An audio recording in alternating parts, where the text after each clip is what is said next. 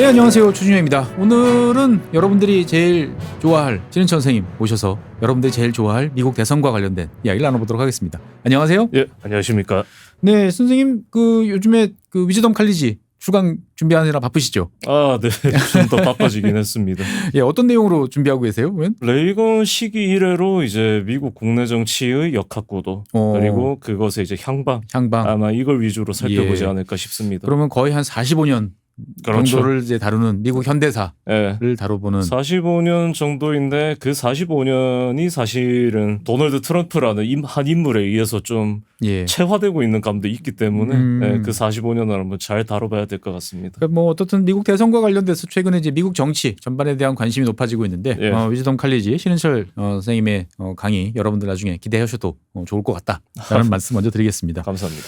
네, 뭐 오늘 이제 신인철 선생님 모셔서 이제 이야기를 나눌 주제는 뭐 잘 아시겠지만 뭐 신인철 선생님 같은 경우는 이제 꽤 오래전부터 해리스 승리, 민주당 승리를 이제 예상을 하셨는데 요즘 들어 이제 여러 가지 다른 이야기들이 많이 나오고 있습니다. 뭐 트럼프 우세론, 뭐 그다음에 뭐 트럼프 대세론, 뭐 등등 여러 가지 이야기 나와서 과연 이제 뷰가 바뀌신 게 있는지 아니면은 바뀐 게 없다. 그러면 이제 무슨 근거로 해리스 승리를 지금도 계속 이제 예측하시는지 등등에 관한 이야기를 좀 나눠보려고 합니다. 사실 뭐 앞서 말씀드린 것처럼 트럼프 우세 이야기가 대세를 이루고 같은데 우리 신인철 선생님 같은 경우는 아직까지 해리스 승리에 대한 입장은 변함없으신 거죠? 2년 전과 마찬가지로 민주당이 충분히 이길 수 있다. 충분히 이렇게 이길 수 있다.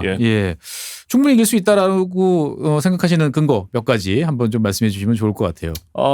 일단은 조금 이따가 말씀드리겠지만은 그 히스패닉계 단체들이 최근에 개별적으로 여론조사를 실시를 해서 결과를 발표했습니다.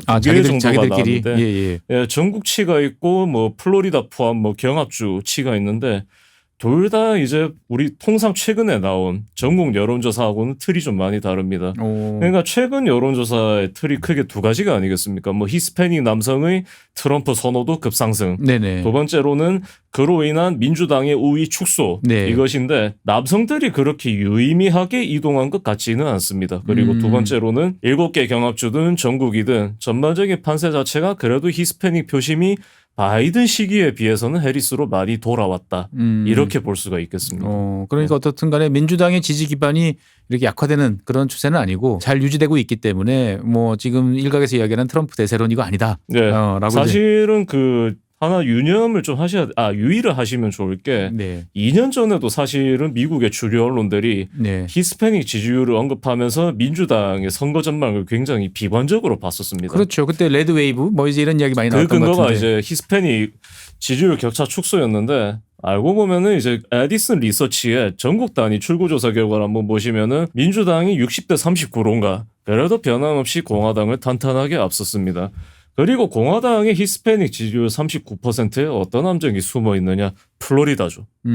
바로 쿠바계, 니카라과계, 베네수엘라계 뿐만 아니라 민주당을 선호하는 푸에르토리코계 유권자들도 그 시기에 론 디센티스 플로리다 주지사나 공화당의 주의회 양원 후보들을 굉장히 적극적으로 지지를 해줬습니다.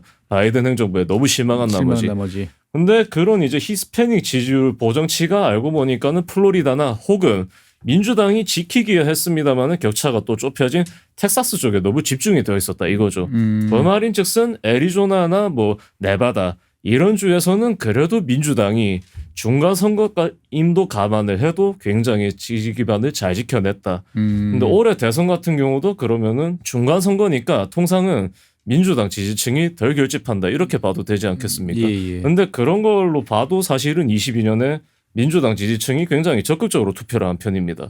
소수인종인 건 30세 미만 젊은 세대건. 원래 30세 미만 젊은 세대만 하더라도 인종을 다 포함하고 보면은 중간선거 투표율이 높아봤자 20몇 프로. 극단적으로 낮을 경우는 10몇 프로까지도 간 경우가 있는 걸로 아는데 2018년 이래로는 낮아도 36% 정도가 나옵니다. 상당히 높거든요. 그런 점을 감안하고서 보면은 어떤 차이점이 있을 것이냐. 자, 해리스는 바이든보다 상대적으로 젊습니다. 이제 60세가 되었고 흑인 정체성을 가지고 있는 여성입니다. 그리고 트럼프보다도 훨씬 젊죠. 그렇기 때문에 당연히 젊은 세대하고 좀 잘 통한다. 이런 이제 잠재력을 가질 수밖에 없는 것이고 그 잠재력이 이제 그런 개별 여론조사 결과를 통해서도 조금씩 이미 드러나고 있는 게 아닌가 저는 이렇게 보는 것입니다. 그러니까 어떻든 간에 이 일반적인 여론조사에서 좀 더 들어가서 예. 각 대표적인 집단들을 보는 조사들을 좀 쪼개서 볼 필요가 있고 예. 거기서 봤을 때는 해리스의 어떤 지지 기반이 강력하게 현재까지 유지되고 있기 때문에 예. 일단 뚜껑을 열어봐야 알겠지만 신일천 선생님 예상으로는 뭐 해리스가 승리할 것 같다라고 이제 보시는 것 같고 일단은 뭐 전체적으로 보면 현재 사전 투표가 이제 진행되고 있어요. 그래서 사전 투표 열풍이 뭐 대단하다. 실제로 뭐 페이스북이나 이런 데 보면은 꽤 오랜 시간 기다려가지고 뭐 투표하신 분들 이야기도 나오고 있는데 예. 이 사전 투표에서도 이제 출구 조사가 되는데 예. 이 사전 투표 출구 조사에 대해서도 한번 말씀해 주시죠. 보면은 사전 투표 같은 경우는 뭐 미국도 그렇고 특히 국내 언론 중심으로 네. 공화당이 이제 사전 투표에서 앞서고 있다는 예, 얘기가 그런 얘기 심심찮게 많이 나오고 나왔다 있어요. 보니까 제가 예. 최근에 관련 질문을 많이 받았는데 뭐 어제 한국 시간으로 이제 어제 아침에 나온 ABC 뉴스와 입소스의 공동 조사 결과도 그렇고 네네. 그 앞서 나온 조사 결과도 그렇고 하나같이 민주당이 우세를 점치고 있습니다. 사전 투표. 예. 그게 어떤 거냐면은 일단은 당적으로만 보면은 민주당이 42%, 공화당이 40%고 나머지가 무당층 혹은 기타입니다. 네네. 그러니까 당적으로 보면은 공화당이 확실히 치고 나오긴 했는데 이게 첫 번째로 어떤 문제가 있느냐 하면은 그거를 이제 어떤 선거정보 업체에 의뢰를 해서 파악을 한 걸로 이제 정리를 해놓은 거지 알고 보면은 뭐 알래스카나 여러 주처럼 무당층의 비중이 높거나 아니면은 유권자가 이제 등록할 시에 고르는 정당을 집계하지 않는 주도 덜어 있습니다. 그런 주들까지도 그렇게 분류를 하고 있기 때문에 당적별 수치가 정확하진 않을 수도 있다. 이 점을 일단 염두에 두셔야 되는 것이고 며칠 전에는 그 제가 일전에 언급해드린 여론조사 기관이 하나 있지 않습니까? 마리스트 칼리지. 예. 그러니까 공영 라디오랑 공영 방송 서비스와 이제 여론조사를 공동으로 실시하는 그 업체가 애리조나, 네바다, 노스캐롤라이나 주민들을 대상으로 사전투표 여론조사도 한번 했습니다. 그런데 격전지에서의 사전투표. 네, 그런데 이 세 개 주들의 공통점이 무엇이냐?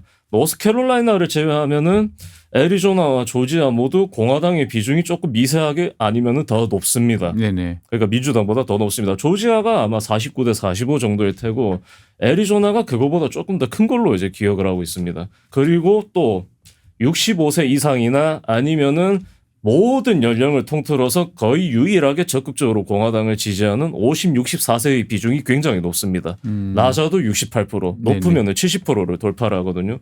그런데 아무래도 그분들 대상일 수밖에 없지 않습니까? 출구조사를 하다 보면은. 그런데 그분들 대상으로 했더니만은 애리조나든 조지아든 노스캐롤라이나든 민주당이 55에서 56% 정도의 지지를 받아서 공화당을 10%포인트 넘게 따돌리고 있다라는 겁니다. 그러니까 실제로 보면은 뭐 우리가 일각에서 그냥 쉽게 생각하는 뭐 공화당 우위 이거 아니다. 예. 하나씩 보면은. 예. 그리고 그렇게 또 그게 어떤 함정이 숨어 있는 것이냐 하면은 무당층이라고 해서 완전히 찐 무소속이 아닙니다. 네. 민주당을 선호하는 무당층, 공화당을 선호하는 무당층이 전체 무당층 중에서 거의 95% 정도를 차지하는 걸로 이미 몇 년 전에 퓨 리서치 센터에서 결과가 나왔거든요. 그럼 그 말인즉슨 무당층 중에서는 당연히 민주당을 선호하는 무당층들은 해리스를 많이들 찍을 겁니다. 근데 그거를 감안해도 무당층의 여론이 거의 오롯이 해리스한테 쏠리고 있다는 것은 뭐 애리조나든 조지아든 그런 결과가 나왔다는 것은 공화당을 선호하는 무당층 그 말인즉슨 올해 대통령 경선 당시에 니키 헤일리 전 유엔 미국 주재 대사를 많이 찍었던 분들이 사전 투표를 하면서 해리스를 굉장히 적극적으로 지지하는 것일 수도 있다. 이렇게 볼 수가 있다는 것이죠. 그러니까 어떻든 간에 사전 투표 여론조사도 이제 여러 가지로 해석할 여지가 상당히 많기 때문에 그거를 그냥 누구 승 이렇게 보기에는 좀 어렵다라는 입장이신 것 같고. 그런데 이제 실제로 사전 투표가 모든 주에서 지금 다 실시되고 있나요? 보면? 한 3-4개 주 정도를 빼면은 한창 실시하고 있거나 뉴욕처럼 막 시작을 했거나 그렇습니다. 이게 사전 투표를 의무적으로 다 할 건 아니고 각 주에서 알아서 하다 보니까 그런 현상이 나타나는 건가요? 예, 그렇다고 보시면 됩니다. 실제로 근데 이제 이 사전 투표와 관련돼서는 이제 트럼프가 과거에는 뭐 이 투표 조작, 개표 조작 이런 거를 해가지고 하지 마라, 본 투표하라라고 이야기를 되게 많이 했던 것 같은데 지금은 또 사전 투표에 대해서 또 되게 독려를 또 많이 한단 말이죠. 네, 둘 다를 하고 있습니다. 일단은 부정 선거론을 계속해서 밀고 나가면서도 그래도 우리가 일단은 이겨야 되니까 사전 투표를 해라. 이렇게 해서 이제 확실히 좀 문제가 있더라도 어쨌든 당적별로 보면은 앞서 말씀드린 바와 같이 공화당의 비중이 굉장히 높아졌습니다. 그런데 무당층의 함정이 있거니와 두 번째로 지금 이제 MBC 뉴스 등이 전국 그 사전 투표를 계속해서 집계를 하고 있습니다. 제가 어제 새벽인가 본 바로는 4,300만 명을 이제 막 돌파를 했는데 그 중에서 950만 명 넘는 사람들이 예. 플로리다 혹은 텍사스 주민입니다. 거기는 이제 공화당 텃밭. 예. 예. 당장 텍사스는 공화당이 52대 37 수준으로 민주당을 앞서고 있고 플로리다 같은 경우는 언뜻 보면은 공화당과 민주당 간의 격차가 작긴 한데 어떤 문제가 있냐면은 플로리다의 무당층이 과거와 다르게 트럼프를 굉장히 적극적으로 지지하고 있습니다. 그리고 그 두 개 주에만 거의 1천만 명이 집중이 되어 있다는 겁니다. 그러니까 어차피 텃밭에서 지금 많이 찍고 있는 그런 상황이기 때문에 예. 이거를 가지고 이제 뭐 트럼프 승 이렇게 말하기는 예. 상당히 어렵다. 예. 라고 그렇습니다. 이제 보시는 것 같고 실제로 이제 해리스 이야기를 좀 해보죠. 이 해리스 같은 경우가 언론에서 보면은 이제 당초 예상과 달리 이제 흑인이라든지 히스패닉 뭐 이런 이제 소수민족 유색인종 뭐 등으로부터 이제 기대했던 만큼의 지지를 받지 못하고 있다. 그래서 그것이 이제 상당히 지금 약점으로 작용하고 있다. 이런 이야기들이 종종 나오는데 여기에 대해서는 어떻게 생각하시나요? 보면 아주 틀린 얘기는 아닙니다. 왜냐하면은 흑인이건 히스패닉이건 네. 민주당이 자신들의 지지를 당연시하는 것을 네. 원래도 안 좋아했을 뿐더러 2016년 대선 이래로는 그 경향이 갈수록 강해지고 있습니다. 그러니까 이제 표를 받고 싶거든 뭐 비전을 제시를 하든 성과를 보여주든 이제 자기들한테 뭔가 실질적인 걸 던져달라. 표 찍는 기계가 아니다. 우리는. 예, 바로 그 얘기를 이제 하고 있는 거죠. 그런데 그것과는 별개로 흑인들은 아무래도 자기들이 역사적으로 쭉 겪어온 게 있기 때문에 남부의 지나치게 우호적인 공화당을 사실은 좋아할 수가 없습니다. 그리고 인적 구성으로 봐도 공화당은 지나치게 백인 쪽으로 치우쳐져 있고 네. 또 백인 중에서도 남성 위주 정당이지 않습니까? 그렇죠. 예, 그렇기 때문에 그런 이제 근본적인 간극이 있는 것이기 때문에 해리스의 흑인 지지율을 너무 섣불리 평가절하해서는 안 된다. 혹은 그럴 필요까지는 없다. 저는 이제 이렇게 말씀드려보고 싶습니다. 보통 민주당 같은 경우는 이제 그 백인 지지율로 따지면 공화당하고 민주당하고 어떻게 보통 나눠지나요? 백인을 기준으로 했을 때 보면. 백인을 기준으로는 민주당 지지율을 최소치로 잡으면은 뭐 39대 61. 그러니까 무당층을 제외하고 보면 예. 그 정도고 민주당 지지율이 조금 상승을 해도 뭐 43대 57 이 정도입니다. 그러니까 백인에서는 기본적으로 민주당이 열세. 예, 열세입니다. 그거를 이제 유색 인종에서 예. 어떻든 커버를 해서 그렇습니다. 이제 승리를 하던 패배를 하던 예. 그게 이제 기본적인 프레임이다라고 예. 보여지고 그러니까 이제 그 신 선생님 보시기에는 어떻든 간에 이제 과거만큼 자동적으로 민주당 무조건 찍지는 않습니다만 예. 그래도 이 판을 바꿀 만큼 어떤 큰 변화가 발생한 건 아니다. 예. 이렇게 보시는 거죠. 왜냐하면은 백인들이 특히 수많은 백인 노동자들이 1968년 이래로 흑인의 동정적일 뿐더러 자신들이 중시하는 치안 문제에 관심이 없는 듯한 민주당을 이제 결국에는 등지기로 했고 지금까지도 그런 감정을 가지고 있는 것과 마찬가지로 흑인이건 히스패닉이건 아니면 뭐 하와이에 있는 뭐 일본계를 필두로 한 아시아나 태평양 도서국가 출신들과 마찬가지로 어떤 정당에 대한 인식이 한번 자리를 잡으면은 그게 조금 세대를 초월하는 경향이 있습니다. 미국도 결국에는 사람 사는 곳이다 보니까. 네네. 예.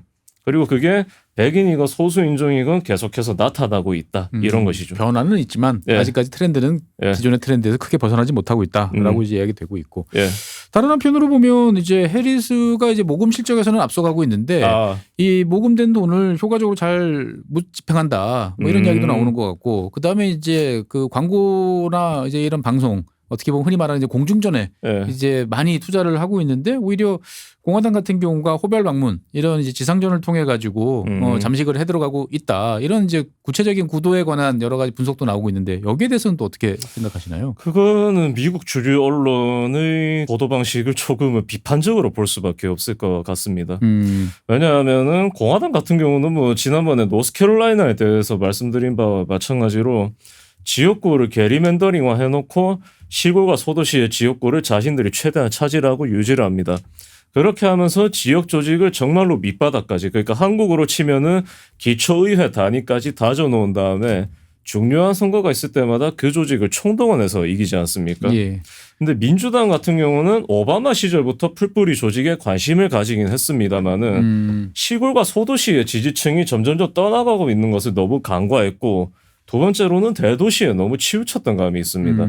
그거를 이제 2020년 대선을 치르면서부터 메꿔 가고 있다는 거죠. 그러니까 전통적으로 이제 보병전, 지상전에서는 이제 공화당이 강세였고 민주당 같은 경우는 대도시와 어떻게 보면 이제 방송, 여론 뭐 이런 것들을 활용했는데 민주당이 자관 뒤늦게 좀 바뀌었다 이렇게 이제 보시는 거죠. 보면. 진짜 소 잃고 외양간 고치듯이 이제 뭐 시골과 소도시의 조직도 정비를 하고 뭐 지난번에 말씀드린 것과 마찬가지로 이제 시골과 소도시 출신 선거운동원들을 모집해서 자신들의 출신 지역에 투입을 해서 뭐 호별 방문을 하게 한다든가 혹은 뭐 노조와 연대해서 지지층을 규합하게 한다든가 이런 식으로 하고 있습니다. 근데 그렇게 하려면은 사무실도 열어야 되고 그렇죠. 사람들도 모아야 되거니와 기본적으로 돈이 좀 많이 투입될 수밖에 없을 것 같아요. 플러스 알파로 공화당은 자원봉사자들을 활용을 하면서 무보수인 경우가 굉장히 많은데 우리 인식하고 다른데요? 공화당이 무보수예요?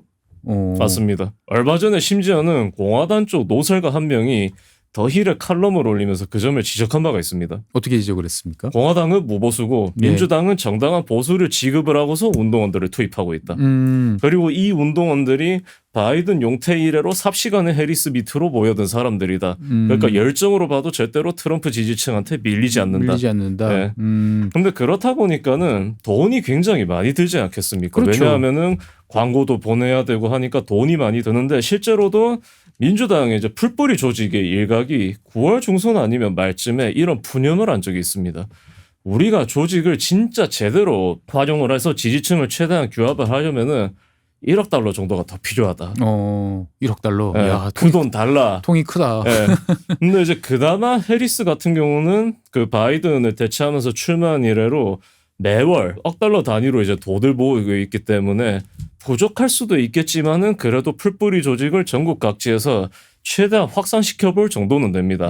그런데 왜 예전보다 돈이 많이 들 수밖에 없느냐 하면은 대학으로 보셔도 오바마 시절과 마찬가지로 대도시에만 집중했다 하면은 당연히 하버드를 필두로 우리도 다 알 법한 그런 주요 대학들에 집중될 수밖에 없지 않겠습니까? 그렇죠. 그런데 지금 팀 월즈 미네소타 주지사 겸 민주당 부통령 후보가 무엇을 하고 있느냐면은 자신의 주 방위군과 미식축구 코치 경력을 내세우면서 여러 주에 있는 주립대 혹은 주 거점 대학들을 적극적으로 방문을 하고 있습니다. 그렇게 하면서 그쪽에서도 이제 민주당 지지층을 조금씩 규합을 하면서 조직을 모으고 있거든요. 근데 사실 이게 완전히 새로운 전략은 아닙니다. 조금 이제 생뚱맞은 얘기일 수도 있는데 미국 같은 경우는 주 대법관도 어지간하면은 직선제입니다. 그렇죠. 선거로 그런데 뽑히죠. 작년 4월에 다름이 아니라 위스콘신이 주 대법관 선거를 치렀습니다. 7석으로 구성이 되는데 3대 3이었거든요. 그러니까 어느 쪽이 이긴 건 간에 이기기만 하면은 주 대법원의 다수파를 장악을 해서 주의회 양원부터 해서 지역구 획정이라든가 여러 문제에 대한 절대적인 권한을 가질 수가 있다는 겁니다. 아무래도 그 주와 연방정부의 권한 분산 이 전통이 여전히 강하게 남아 있으니까요. 그런데 이제 민주당이 작년 4월에 위스콘신 주 대법원 선거를 치러서 한 13%포인트 정도 차이로 압승을 했더라는 겁니다. 그거를 알고 보면 워싱턴 포스트의 그 댄 발츠라고 베테랑 기자가 분석을 해보니까 위스콘신에 위스콘신 대학이 있지 않습니까? 미러키나 메디슨 외에도 뭐 그린베이 같은 여러 주요 중소도시들에도 캠퍼스를 가지고 있는 그 대학들의 캠퍼스 내 득표율을 분석을 해봤더니만은 신임 주 대법관 당선인의 득표율이 2022년 중간선거 당시 토니 에버스 위스콘신 주지사보다도 높게 나온 것들이 굉장히 많았다는 겁니다. 이미 유기적으로 움직이고 있었을 뿐더러 민주당이 비로소 관심을 가지고 그분들하고 이제 소통도 하니까 조직의 이제 응집력이 높아지고 있다. 삽시간에 확 강화가 돼버린 거죠. 그러니까 어떻게 보면은 이제 민주당으로서는 이제 새로운 전략을 몇 년 전서부터 채택을 해왔고 그러다 보니까 이제 새로 만든 조직이다 보니까 어떤 지역에서는 좀 어설퍼 보이는 것도 있고 그다음에 돈이 이제 전국적으로 굴리다 보니까 이제 더 많이 들어가는 이제 그런 면도 있다 보니까 돈이 부족해 보이는 이제 이런 측면도 있으나 어쨌든 신승이 보시기에는 이제 민주당이 지상전에서 밀리고 있지는 않다.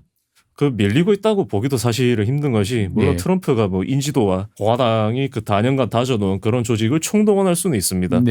다만 그와 별개로 시골과 중소도시로 또 따로 나눠서 보면은 중소도시 같은 경우는 미시간만 하더라도 아마 4년 전에 AP의 보트캐스트를 한번 찾아보시면은 지지율이 거의 50대 49로 갈렸을 겁니다. 그런 식으로 원래도 민주당 지지층이 굉장히 많은 소도시도 덜어 있거든요.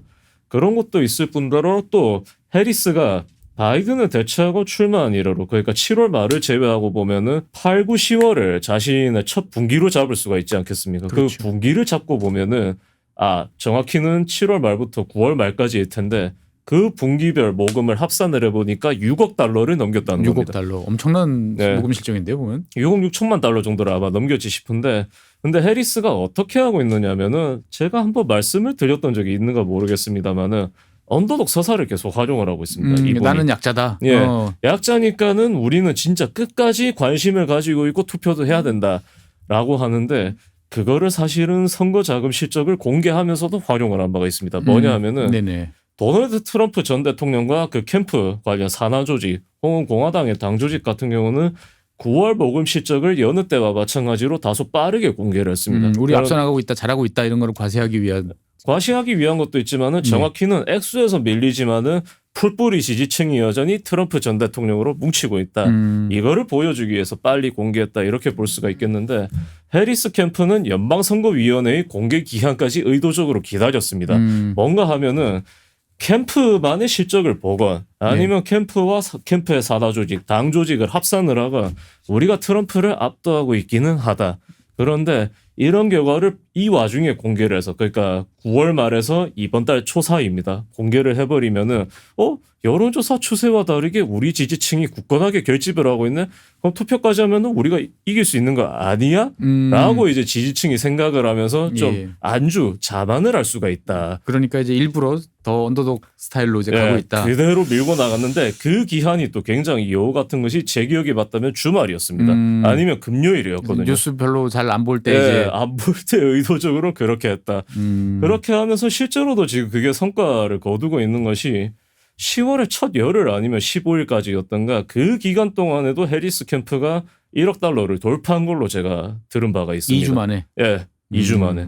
그런 식으로 이제 풀뿌리 지지층이 계속 결집을 하고 있고 아까 박사님께서도 지적을 하셨지만은 어설픈 면이 있어도 어쨌건 비로소 좀 정신을 차리고 소 잃고 외양간 고치듯이 시골과 소도시의 조직도 정말 최대한 활용을 하고 있다. 그렇기 때문에 지상전에서도 해리스가 밀린다는 주장은 유감스럽지만은 다소 좀 편파적이거나 판세를 좀 얕게 정리한 거다. 이렇게 말씀드려볼 수 있습니다. 사관 최근에 이제 미국 대선과 관련된 관심이 높아지다 보니까 여러 가지 이제 뭐 현지 소식들도 전해지고 하는데 사실은 정확하게 이제 배경이라든지 이런 걸 모르다 보니까 좀 오해할 소지들이 좀 있다라는 생각이 좀 듭니다. 어떻든 간에 이제 신일천 선생님께서는 이제 미국 대선과 관련된 이야기에서 줄기차게 계속 강조를 하셨던 게 이제 대도시의 교외 지역.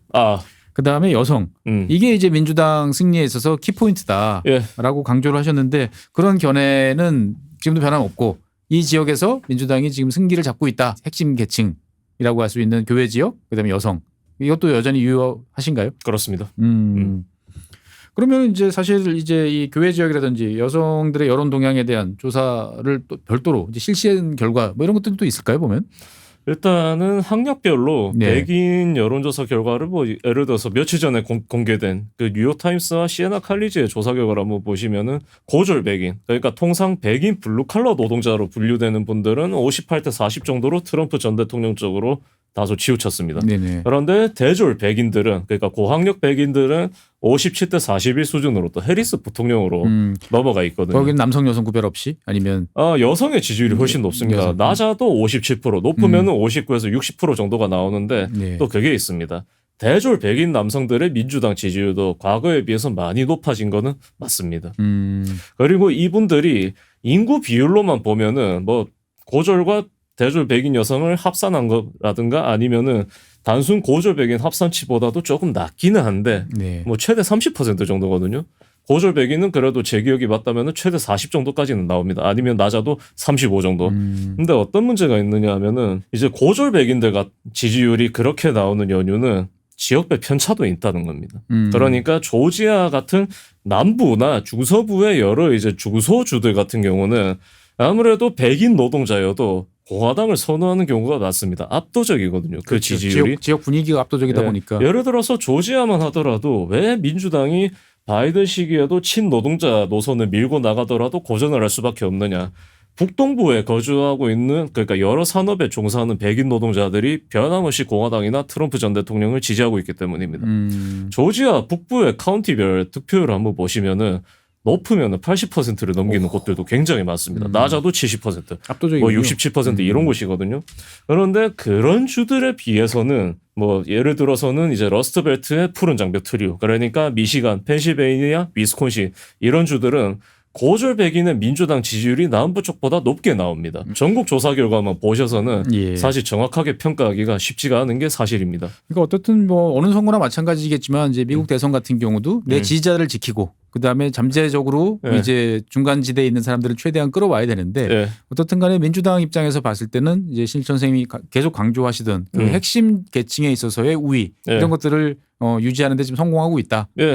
그게 뭐 사실은 바이든 대통령이 완주를 했어도 크게 달라지지 않았을 가능성이 굉장히 큽니다. 왜냐하면 대졸 백인 여성들은 특히 조지아의 애틀랜타를 이제 예로 들어서 한번 말씀을 드려보자면은 원래 그 지역 분들의 투표 패턴은 크게 두 가지였습니다. 관심 없다. 혹은 뭐 이왕 찍을 거면은 그래도 뭐 세금 감면도 그렇고 우리한테 좋은 거 많이 해주는 공화당을 찍자 이거였는데 트럼프 전 대통령이 26년에 덜커덕 뽑히니까 이분들이 충격을 받은 겁니다. 특히 그동안 관망했던 분들이 충격을 받은 나머지 이제 자기들 나름대로 선거 조직을 결성을 하거나 아니면 덜어는 민주당으로 아예 입당을 해버린 겁니다. 그러니까 당적을 갈아타버린 거죠. 그렇게 하면서 이제 투표를 해서 반트럼프 여론을 한번 좀 맛보기식으로 보여준 바가 있는데 그것이 바로 2017년 6월에 있었다. 당시 한국에서도 꽤나 화제를 모았던 조지아 제6구 재보선입니다. 뉴트 깅리치 전 하원 의장이 과거 지역구였고 그때까지만 해도 그러니까 거의 약 50년 동안 계속 공화당의 표밭이었던 그 지역구가 대졸 백인 여성의 이탈로 인해서 뭐 공화당이 이기긴 했습니다만 51점 몇 대 48점 몇으로 격차가 확 좁혀진 겁니다. 그리고 2018년에는 오소프는 그래도 당시에 신찬내기였어도 오소프가 지금 현직 상원이요. 현직 상원의원이죠. 당시 이제 재보선에 나왔었죠. 죄송합니다. 그분은 유대계 혈통도 가지고 있는 백인 남성입니다. 그렇기 때문에 백인의 거부감이 좀 덜했을 수도 있다. 이런 맥락으로 보면은 조지아 제6구의 변화가 왜 더 눈에 띄었느냐 하면은 2018년에는 델타 항공사에서 일한 바가 있고 아들을 2013년인가 총기 사고 때문에 잃은 바가 있는 루시 맥베스라는 흑인 여성이 민주당 후보로 나왔습니다. 그리고 이겼습니다. 20년에도 자리를 지켰거든요. 그 정도로 이제 대졸 백인 여성들의 표심이 크게 변화를 했다는 겁니다. 조지아에서부터. 근데 그게 조지아에서만 그런 게 아니라 펜실베이니아로 치면은 필라델피아를 둘러싸고 있는 칼라 카운티, 그다음에 피츠버그 근교의 이제 가톨릭 대졸 백인 여성들, 미시간으로 치면은 디트로이트도 사실은 위쪽에 순서대로 리빙스턴, 오클랜드는 참고로 2012년 공화당 대선 후보였던 미트 롬니 현 상원 의원의 고향이죠. 그리고 또 맨 오른쪽으로 가면은 레이건 민주당의 이제 성지로 유명한 고향으로 유명한 매컴 카운티가 있습니다. 이 중에서도 오클랜드 카운티가 2008년부터 조금씩 민주당으로 넘어오긴 했는데 20년에는 진짜 바이든 대통령이 미시간에서 한 270만 표 정도를 받았을 텐데 오클랜드에서만 43만 표 넘게 받았습니다. 압도적으로 승리를 했군요. 그 정도로 이제 압도적이었거든요. 그리고 서쪽에는 미시간 주정부 소재지인 그랜드 래피즈인가 하는 도시가 랜싱이 있지 않습니까? 그리고 그 주변 외에도 뭐 켄트라든가 여러 도시가 있는데 그 근교가 원래는 공화당 표밭이었는데 트럼프 시기부터 조금씩 경합하더니만은 지금은 오히려 옅은 파란색으로 또 바뀌어가고 있습니다. 어떻든 이제 뭐 투표를 해서 개표를 해보면 알겠으나 우리가 이제 일각에서 이야기하는 것처럼 이제 트럼프 쪽으로 확 기울었다 이런 것은 이제 아니고 그 여러 가지 흐름들을 다 쪼개서 나눠서 살펴보면 신 선생님이 평소에 강조하던 것들이 계속 유효하고 결국 11월 5일 대통령 선거에서는 해리스가 승리할 가능성이 높다. 근데 저는 그리고 플러스 알파로 그냥 개표 결과 나올 만큼 나와서 승자가 확정될 때까지는 기다리는 것도 필요는 하다. 너무 막 지금 예측에 목을 맬 필요는 없다. 네, 알겠습니다. 네, 오늘은 당초의 구도 그리고 당초의 전략들이 얼마나 먹혀 들어가고 있는지에 대해서 진 선생님은 되게 확신하고 있다라고 말씀하시는데 한번 지켜보면 좋을 것 같습니다. 네, 오늘 준비한 사항은 여기까지입니다. 시청해주신 여러분 대단히 감사합니다. 작고 잡다한 지식이라도 그것들을 절대 무시하지 마라. 나는 그건 되게 긍정적이고 그런 지식들을 연결해서 말 그대로 위즈덤이잖아요. 정말 현명해지고 뭔가 남들하고는 좀 차별화된 그러한 관점 그리고 그러한 비전. 책을 사랑하고 배움을 마다하지 않는 당신을 위한 곳 3프로와 교보문고가 만나 위즈덤 칼리지 시즌2로 새롭게 출발합니다. 투자와 경제, 국제, 심리, 예술, 테크, 도시, 과학, 창의, 그리고 미래. 삶의 격을 높이는 9가지 지혜를 함께 나눕니다. 위즈덤 칼리지 시즌2 영상 아래 링크를 클릭하시면 자세한 내용을 확인하실 수 있습니다.